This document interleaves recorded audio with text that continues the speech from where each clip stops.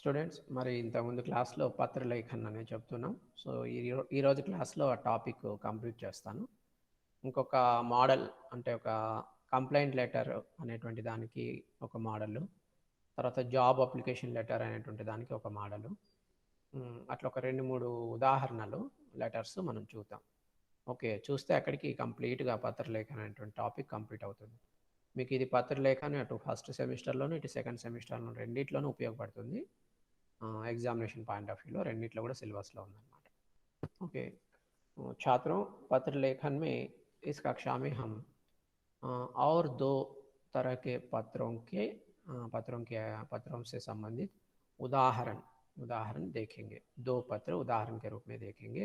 एक शिकायती पत्र है और दूसरा है नौकरी के लिए आवेदन पत्र.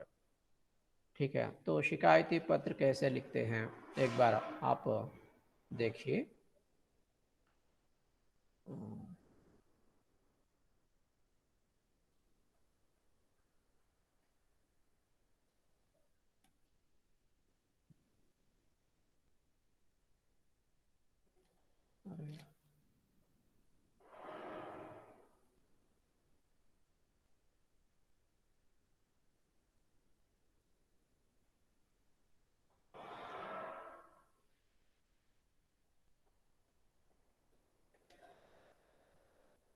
నేను మీకు ఒకటి స్క్రీన్ షేరింగ్ కోసం చూస్తున్నాను, మీరు క్లాస్లోనే ఉండండి.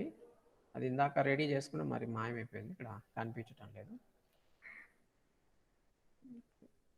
కష్టపడి ఒక చోటు తీసుకొచ్చాను, మరి ఎక్కడికో వెళ్ళిపోయినాను.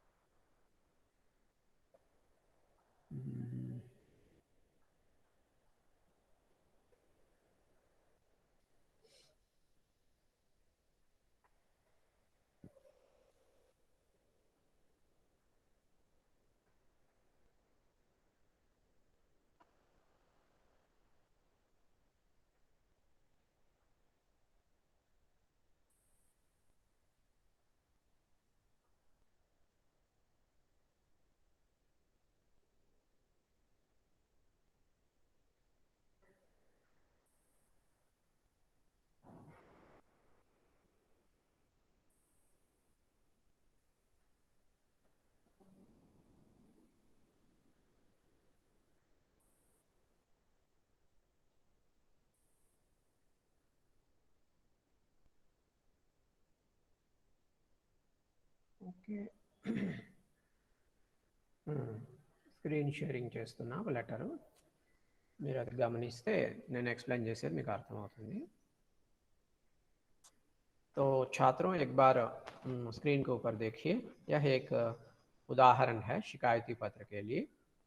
तो शिकायती पत्र कैसे लिखते हैं, तो जैसा कि आपको पता है, हर तरह के पत्र के शुरुआत में हम क्या करते हैं, उस पत्र के ऊपर सबसे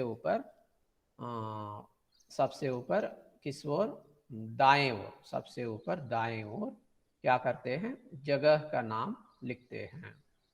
तो यहाँ पे भीमवरम करके लिखे हैं, हम लिखेंगे धर्मवरम. ओके, जगह का नाम लिखने के बाद कामा अल्प विराम रखेंगे और उसके नीचे जिस दिन हम पत्र लिख रहे हैं उस दिन का दिनांक लिखेंगे. ओके, यहाँ पे 15 जुलाई 2008 लिखे हैं. हम परीक्षा के दिन जो तारीख होता है वह तारीख यहाँ पे लिखेंगे परीक्षाओं में. और अगर परीक्षा नहीं है, कहीं और लिखना है, तो जिस दिन पत्र लिख रहे हैं उस दिन का दिनांक या तारीख लिखेंगे यहाँ पे.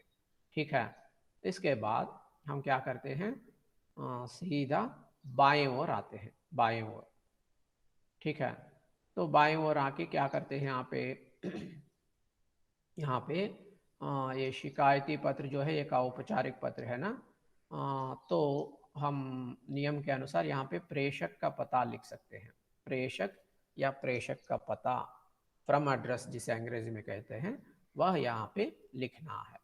तो इस पत्र में तो नीचे लिखे हैं, तो नीचे भी इस जगह लिख सकते हैं, नहीं तो ऊपर यहाँ पे इस जगह प्रेषक का पता लिख सकते हैं. तो प्रेषक ऐसे साइड हेडिंग रखना, प्रेषक का मतलब जो पत्र लिख रहा है उसका पता.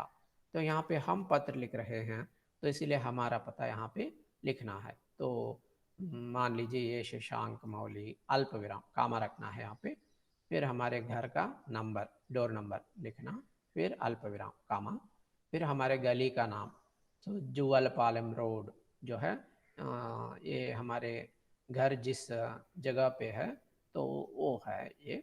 और उसके बाद हमारे शहर का नाम भीमवरम, दो दो जो है पिन कोड है, तो फुल स्टॉप। तो यहाँ पे देखिए,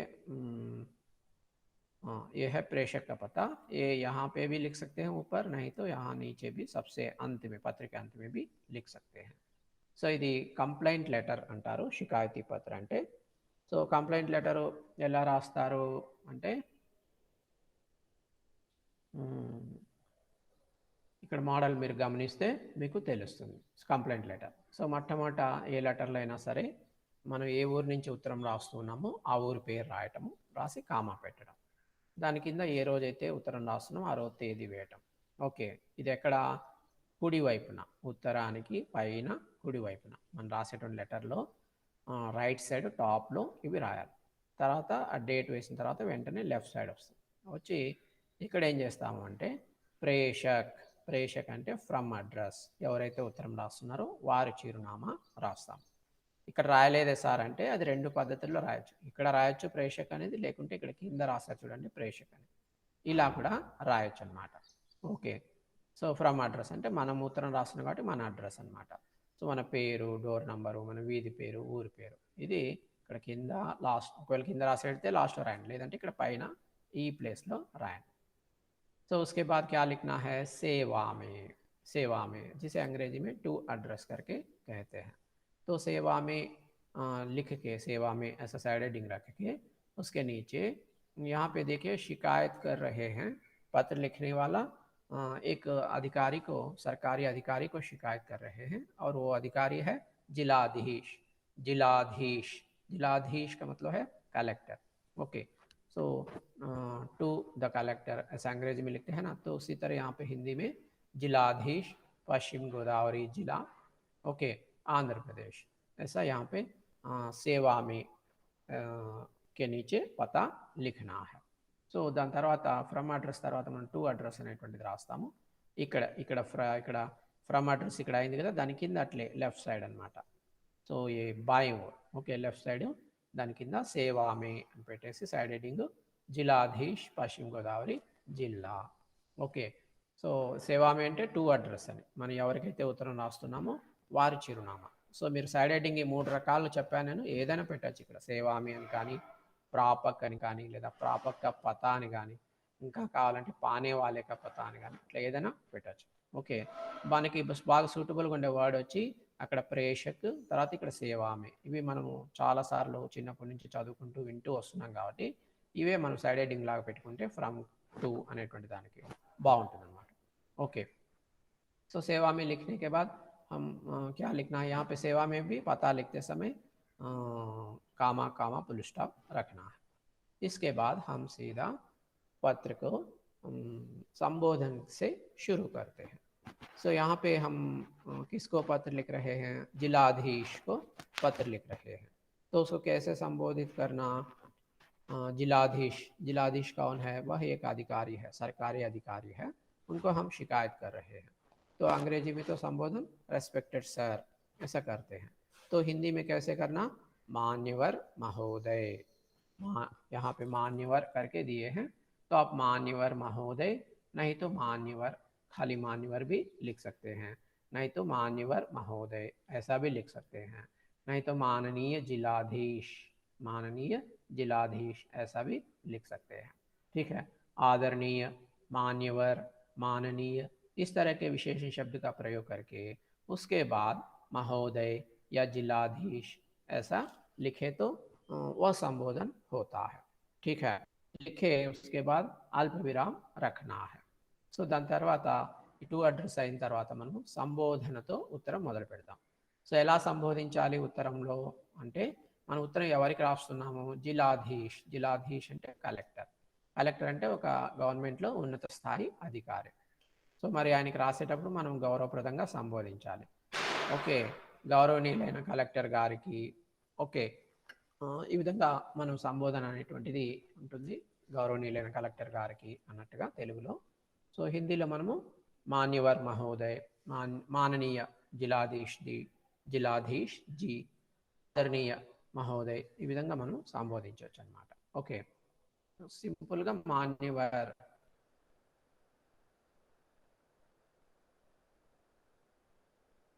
అని పెట్టినా కూడా సరిపోతుంది.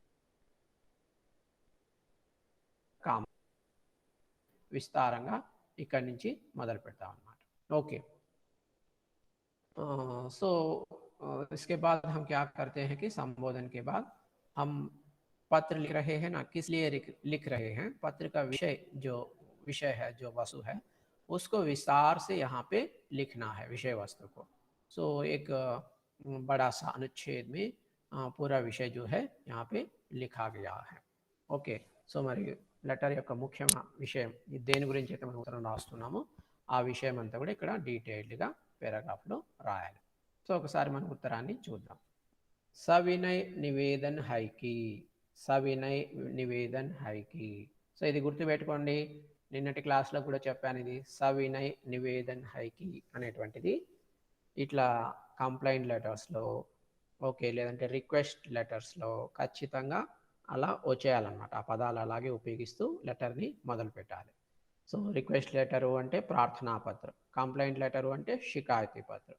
వీటిలో ఇవి ఖచ్చితంగా అంటే వాక్యానికి ముందు లేదా లెటర్ల స్టార్టింగ్లో ఈ సవినయ్ నివేదన్ హైకి అనేటువంటి దాన్ని అలాగే ఉపయోగించి అంటే రాసి మొట్టమొదట, తర్వాత అసలు విషయంలోకి ఎంటర్ కావాలి.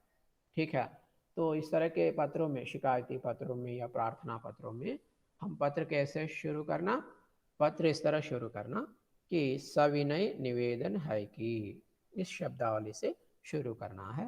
और चाहे वो किसी भी तरह का पत्र हो, मतलब प्रार्थना पत्र हो या शिकायती पत्र हो, उसको इसी तरह शुरू करना है.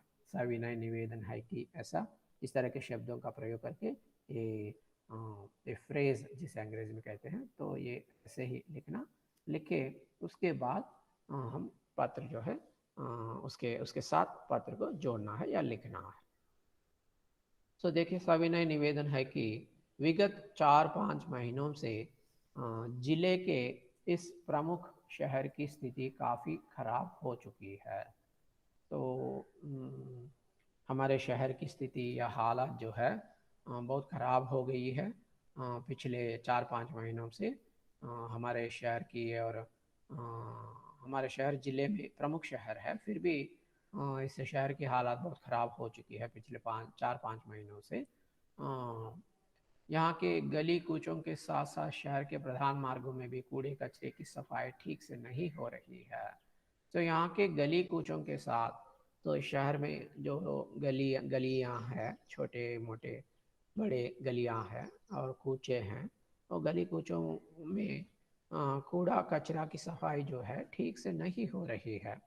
और ऐसे ही शहर के प्रधान मार्गों में भी कूड़े कचरे की सफाई जो है ठीक से नहीं हो रही है. సో ఇక్కడ చూడండి, సవినయ నివేదన్ హైకి. సో మీకు పైన ఏం చెప్పాను, గౌరవనీయులైన కలెక్టర్ గారికి వినయంగా నివేదించుకోవడం, ఏమనగా వినయంగా విన్నవించుకొని హిందీలో రాస్తారన్నమాట. సో హిందీలో సవినయ నివేదన్ హైకి అని రాస్తారు. సరే, విగత जिले के इस प्रमुख शहर की स्थिति काफी खराब हो चुकी है.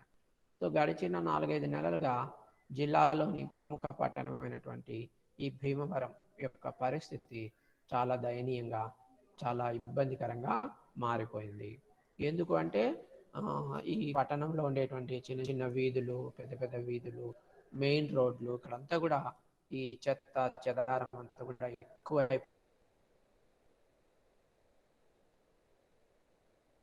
పేరుకుపోయింది. దాన్ని శుభ్రపరచడము అనేటువంటిది పూర్తిగా మర్చిపోయారు. ఓకే, సో చెదారంతో నిండిపోయి పట్టణం చాలా దయనీయమైనటువంటి దుర్భరమైన పరిస్థితిలో ఉంది. परिणाम यह है कि कई रोग फैल रहे हैं. तो कूड़ा कचरा ज़्यादा हो जाने से, सफाई ठीक तरह से नहीं करने से गली कूचों में या प्रधान मार्गों में क्या होता है, रोग फैलते हैं, तरह तरह की बीमारियां फैलते हैं. ठीक है, సో అదంగా ఈ చెదారం అంతా వీధుల్లో, ప్రధాన రోడ్లలో మెయిన్ రోడ్స్లో పేరుకుపోవడం, వాటిని సరిగ్గా శుభ్రం చేయకపోవడం వల్ల రకరకాల రోగాలన్నీ కూడా వ్యాపిస్తూ ఉన్నాయి. सफाई निरीक्षकों से कई बार अनुरोध और शिकायत करने पर भी स्थिति जैसी की तैसी ही रही. तो सफाई निरीक्षकों से कई बार, तो హెల్త్ సూపర్వైజర్స్ ఎవరైతే ఉంటారో వారికి ఎన్నోసార్లు ఓకే మేము విన్నవించుకున్నాము, రిక్వెస్ట్ చేసుకున్నాము, వారి దృష్టికి విషయాన్ని తీసుకెళ్ళాము, కంప్లైంట్ చేశాము, అయినా కూడా పరిస్థితిలో ఎటువంటి మార్పు లేదు. तो कई बार उनको याद दिलाए, उनको शिकायत किए, उनसे अनुरोध भी किए, फिर भी हालात में कोई सुधार नहीं आई. हालात जो है जैसे के वैसे ही है. का कई कार्यवाही नहीं की गई, कोई कार्यवाही नहीं की गई. तो कार्रवाई का मतलब है एक्शन. ओके, तो इसके ऊपर कोई एक्शन नहीं लिए हैं. बारे में हम इसके पहले कई बार शिकायत की, अनुरोध किए, ठीक है, फिर भी इसके ऊपर कोई కార్యవాయి जो है नहीं किए हैं. సో ఎన్నోసార్లు కంప్లైంట్ చేసినప్పటికీ దీని మీద ఎటువంటి చర్యలు యాక్షన్ తీసుకోలేదు. यदि इसे ऐसे ही छोड़ दिया गया तो शहर में संक्रामक रोगों के फैलने की पूरी संभावना है. तो अगर हम शहर को इसी तरह बिना सफाई करके, मतलब बिना साफ करके ऐसे छोड़ दिए तो कूड़ा कचरा ज़्यादा होके गली कूचों में या प्रधान मार्गों में बीमारियां फैलते फैलते क्या होता है कि वो बीमारी जो है संक्रामक बीमारी के रूप में वो बीमारी बदलती है, और संक्रामक बीमारियां जो है फैलने की संभावनाएं ज़्यादा है. संक्रामक बीमारी या संक्रामक रोग का मतलब है అంటువ్యాధులు. సో ఈ విధంగానే మనం వీధుల్ని, రోడ్లని అంతా ఈ చెత్త చెదారంతో నింపేసి వాటిని శుభ్రం చేయకుండా అలాగే గాలికి వదిలేస్తే కొద్ది కాలానికి ఏమవుతుందంటే ఈ రోగాలు అనేటువంటి ఎక్కువైపోయి మెల్లగా రోగాలు అంటువ్యాధులుగా మారిపోతాయి. అంటువ్యాధులుగా మారిపోయి అందరికి ఒకరి నుంచి ఒకరికి రోగాలు అంటుకోవడం అనేటువంటిది జరుగుతుంది. దీనికి ఛాన్సెస్ ఉన్నాయి. ओके, अतः आपसे सविनय निवेदन है कि, फिर देखिए सविनय निवेदन है कि ऊपर लिखे ना, फिर यहाँ पे अतः आपसे सविनय निवेदन है कि अपेक्षित कार्रवाई करके इस स्थान को गंदगी मुक्त किया जाए. तो अपेक्षित कार्रवाई करके इस स्थान को गंदगी मुक्त किया जाए. तो అందువల్ల మీకు వినయంగా నివేదించుకోవడం ఏమంటే మీరు అపేక్షిత కార్యవాయి యాక్షన్, సో మేము ఆశించినటువంటి చర్యలు మీరు వెంటనే తీసుకొని ఈ ఊరిలో వీధులు, రోడ్లన్నీ కూడా ఈ చెత్త చెదారం నుంచి వాటికి విముక్తి కలుగజేస్తారని, ఓకే, పరిశుభ్రతతో నింపుతారని మేము ఆశిస్తున్నాము. ఆ విధంగా మీరు చర్యలు తీసుకోవాలని మేము విన్నవించుకుంటున్నాము అని చెప్పి రాస్తున్నాం. సో ఇది ఉత్తరం దేని గురించి రాస్తున్నాము? ఇది ఒక కంప్లైంట్ అన్నమాట. ఏమి కంప్లైంట్ అంటే మన ఊర్లో ఈ విధంగా రోడ్ల మీద లేకుంటే వీధుల్లో చెత్త చెదారము ఇటువంటివన్నీ కూడా క్లీన్ చేయకుండా అలాగే వదిలేశారు చాలా రోజులుగా. దానివల్ల ఊరంతా కూడా ఇట్లా మురికి వాడల్లాగా తయారైపోయింది. చెత్త చెదారంతో నిండిపోయి ఆరోగ్యాలు పాడైపోతున్నాయి, రకరకాలుగా రోగాలు వస్తున్నాయి. కాబట్టి మనం దాని మీద కంప్లైంట్ చేస్తున్నాం. ఓకే, ठीक है, ये है पत्र, शिकायती पत्र. और यहाँ पे क्या किसको शिकायत कर रहे हैं? जिलाधीश को कर रहे हैं. विषय क्या है?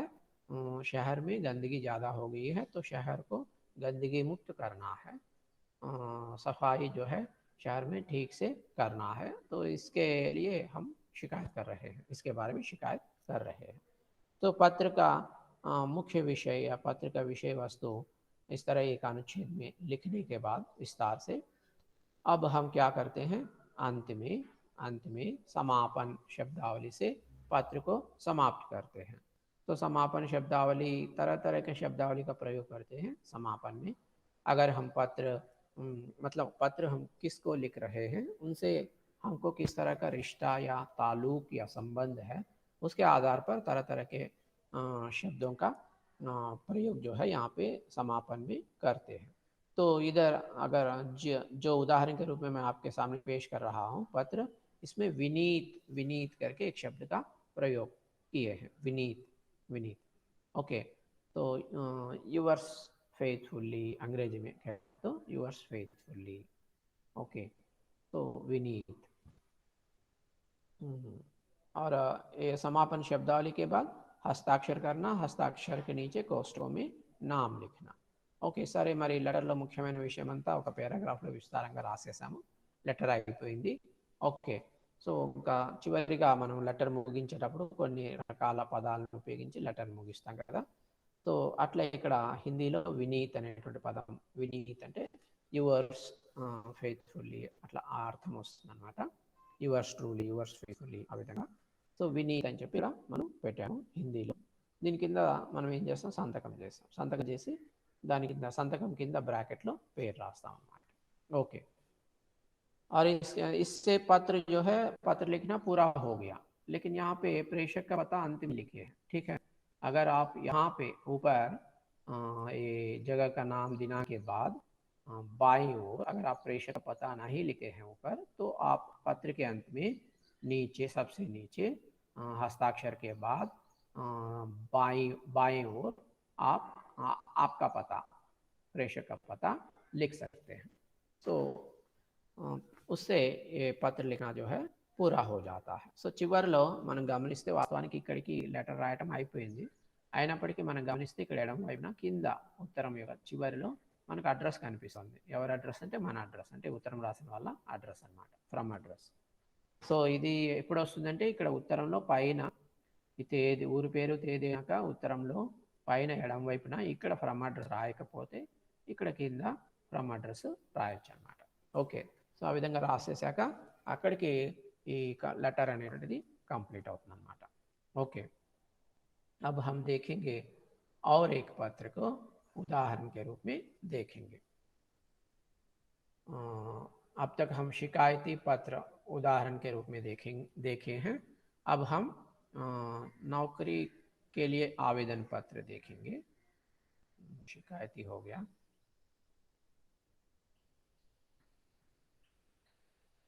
कार्यालय, ओके. नौकरी के लिए आवेदन पत्र उदाहरण के रूप में देखें. नौकरी के लिए आवेदन पत्र, नौकरी के लिए आवेदन पत्र का मतलब देखिए, आपको अखबार पढ़ने की आदत है, तो एक दिन अखबार में एक विज्ञापन आप देखे हैं, उससे आपको पता चला है कि एक प्राध्यापक की नौकरी जो है, नौकरी का रिक्त स्थान है एक महाविद्यालय में, प्राध्यापक वे उस रिक्त स्थान को भर्ती करना चाहते हैं. यह विज्ञापन आप देखे हैं अखबार में और आप उसके लिए आवेदन पत्र जो है लिख रहे हैं. तो कैसे लिखना है, तो कैसे लिखना है यहाँ पे उदाहरण के रूप में मैं आपके सामने पेश कर रहा हूँ. సో ఇదేంటి అంటే జాబ్ అప్లికేషన్ లెటర్ అని ఇంగ్లీష్లో అంటారు. తెలుగులో అయితే ఉద్యోగానికి దరఖాస్తు చేసుకోవడానికి, అంటే ఉద్యోగం కోసం అప్లై చేసేటప్పుడు రాసేటువంటి లెటర్ అనుకోండి. ఓకే. అప్లికేషన్ లెటర్ అన్నట్టు అనుకోండి, దరఖాస్తు అంటారు. ఓకే. ఎలా రాస్తారు అనడానికి ఉదాహరణగా ఇక్కడ ఒక లెటర్ మీకు एक्सप्लेन చేస్తూ ఉన్నా. ठीक है. तो नौकरी के लिए आवेदन पत्र, सो कोई भी पत्र हो, शुरुआत में कैसे शुरू करना, पत्र के शुरुआत में दाएं ओर शहर का नाम लिखना, लिख के कामा रखना, फिर उसके नीचे जिस दिन हम पत्र लिख रहे हैं उस दिन का तारीख लिखना है.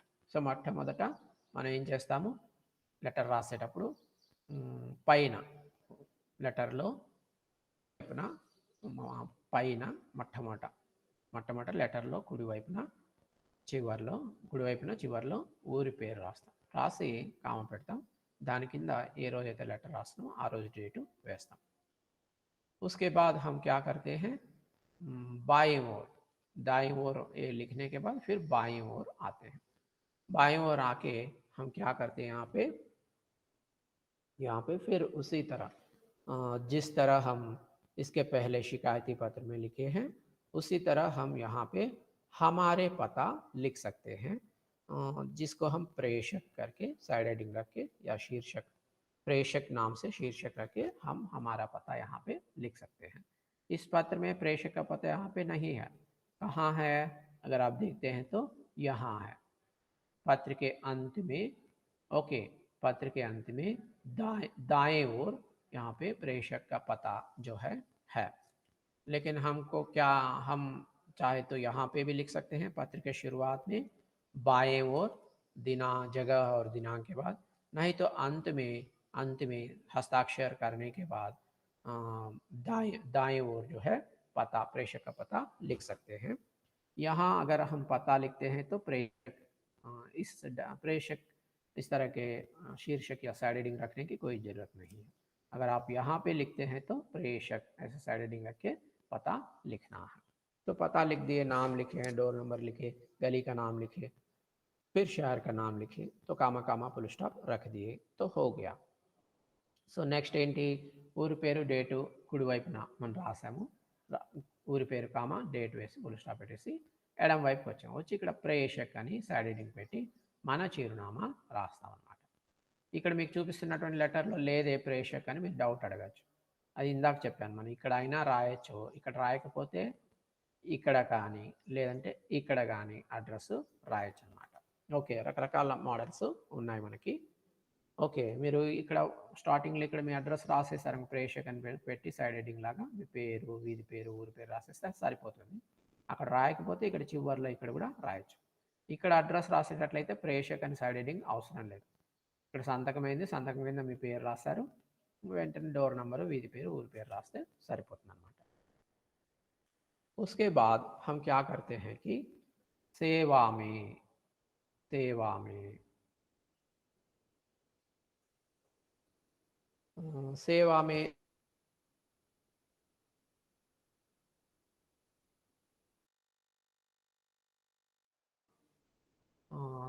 तो हम किसको पत्र लिख रहे हैं, एक महाविद्यालय के प्रधानाचार्य को या प्राचार्य को पत्र लिख रहे हैं, तो इसीलिए उनका उसका पता जो है यहाँ पे हम लिख रहे हैं, प्रधानाचार्य अल्पविराम सरकारी महाविद्यालय अल्पविराम गुंटूर पूर्ण विराम. तो ఇప్పుడు ప్రేషక్ అయిపోయిన తర్వాత సేవా మెయిన్ సైడ్ హెడ్డింగ్ పెట్టి టు అడ్రస్ రాస్తాం. సో మనం ఎవరికి రాస్తున్నాం ఉత్తరము, ఎవరికి అప్లై చేస్తున్నాం, ఈ జాబ్ అప్లికేషన్ లెటర్ ఎవరికి రాస్తున్నాం అంటే ఒక కాలేజ్ యొక్క ప్రిన్సిపాల్కి, అందువల్ల principal comma government college comma Guntur full stop. Okay, so ఈ విధంగా రాసేసాక మనం ఇప్పుడు డైరెక్ట్గా ఎందులోకి ఎంటర్ అవుతున్నాం, విషయంలోకి ఎంటర్ అవుతున్నాం. సో ఈ లెటర్లో మీరు గమనిస్తే ఈ ఉత్తరంలో ఒక చిన్న మిస్టేక్ ఉంది. ఏమిటా మిస్టేక్ అంటే సంబోధన అనేటువంటిది లేదు. ఓకే, ఇది టెక్స్ట్ బుక్లో, మీ టెక్స్ట్ బుక్లో ఇచ్చినటువంటి మోడల్ లెటర్, ఇక్కడ సంబోధన లేకుండానే ఓకే ఉత్తరాన్ని మొదలు పెట్టారు. అయితే ఇక్కడ మీరు ఏం చేయాలంటే, మనం ఇంతకుముందు చెప్పుకున్నాం కొన్ని విషయాలు, దాన్ని దృష్టిలో పెట్టుకొని మీరు వాస్తవానికి సంబోధన కంటే కూడా ముందు జాబ్ అప్లికేషన్ లెటర్లో ఏమొస్తుందంటే ఇక్కడ విషయ్ అని వస్తుంది. విషయ్ అంటే సబ్జెక్ట్ అని. సో ఏమిటి సబ్జెక్ట్, ఏమిటి విషయము అని మీరు రాయబోతున్నారు కదా ఉత్తరము, అది దేని గురించో ఇక్కడ 1-2 పదాల్లో చిన్న వాక్యం లాగా రాయాలి. చిన్న వాక్యం కానీ లేదా 1-2 పదాల్లో కానీ సంక్షిప్తంగా రాయాలి. సో ఇక్కడ విషయ్ అని సైడ్ హెడ్డింగ్ పెట్టి ఓకే ఇలా ఇక్కడ రాయాలి. రాసిన తర్వాత మళ్ళీ ఇక్కడ ఎడం వైపున సంబోధన రాయాలి. సంబోధన రాసి కామా పెట్టి ఆ తర్వాత లెటర్ యొక్క ముఖ్యమైనటువంటి మ్యాటర్ ఇదంతా కూడా రాయాలన్నమాట. ओके, सो यहाँ पे जो पत्र मैं उदाहरण के रूप में आपको दिखा रहा हूँ, इसमें 2 विषय छूट गए हैं 2 नियम पत्र से संबंधित या आवेदन पत्र कैसे लिखना उससे संबंधित 2 नियम जो है इस उदाहरण के रूप में जो दिखा रहा हूँ पत्र इसमें नहीं है. शायद वे भूल गए होंगे, नहीं तो प्रिंट मिस्टेक हुए होंगे. ठीक है, तो यहाँ पे क्या रहना है, एक्चुअली दरअसल यहाँ पे विषय रहना है. प्रेषक में सेवा में लिखने के बाद विषय ऐसा साइड हेडिंग रख के हम पत्र किस लिए लिख रहे हैं, पत्र का जो मुख्य विषय है वह संक्षिप्त रूप में एक वाक्य में यहाँ पे लिखना है, छोटा सा वाक्य में लिखना है. फिर उसके बाद यहाँ पे का मतलब कहाँ पे, बाएं ओर प्रेषक का पता लिख दिए, उसके बाद सेवा में लिखे और उसके नीचे विषय साइड हेडिंग रख के विषय भी